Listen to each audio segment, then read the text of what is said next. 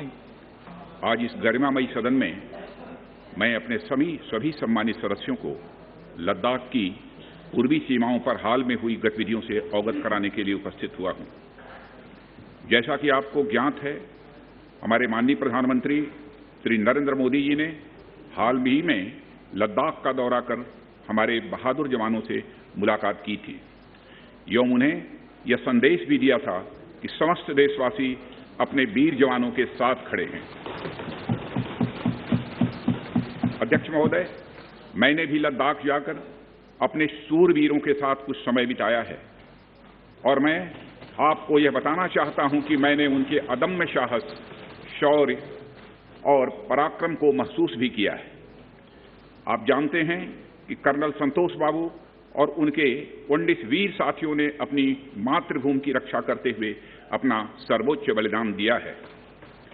अध्यक्ष महोदय, कल ही सदन ने 2 मिनट मौन रखकर उन्हें अपनी श्रद्धांजलि अर्पित की है। सबसे पहले मैं संक्षेप में चाइना के साथ हमारे बाउंड्री इश्यूज के बारे में बताना चाहता हूं। जैसा कि सदन इस बात से अवगत है कि भारत एवं चीन की सीमा का प्रश्न अभी तक अनरिजॉल्व्ड है।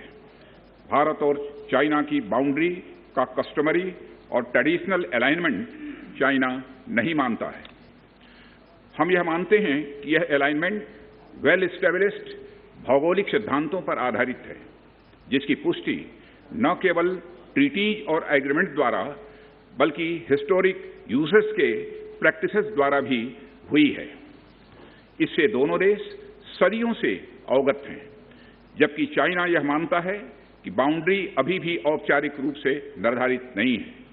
साथ ही चाइना यह भी मानता है कि हिस्टोरिकल ज्यूरिडिक्शन के आधार पर जो ट्रेडिशनल कस्टमरी लाइन है, उसके बारे में दोनों देशों की एक अलग अलग व्याख्या है।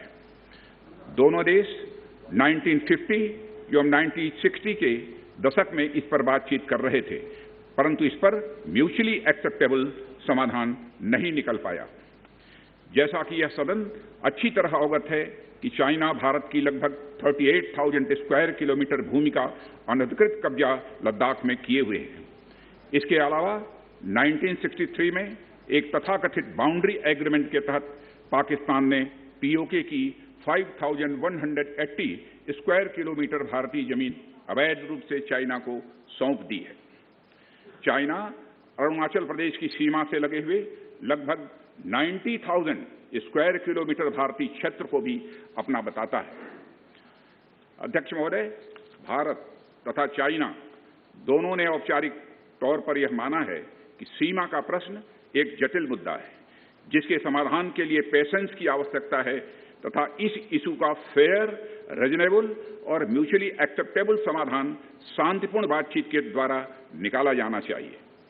अंतरिम रूप से दोनों पक्षों ने यह मान लिया है कि सीमा पर पीस और ट्रैंक्विलिटी बहाल रखना बाइलेटरल रिलेशंस को बढ़ाने के लिए यह अत्यंत आवश्यक है।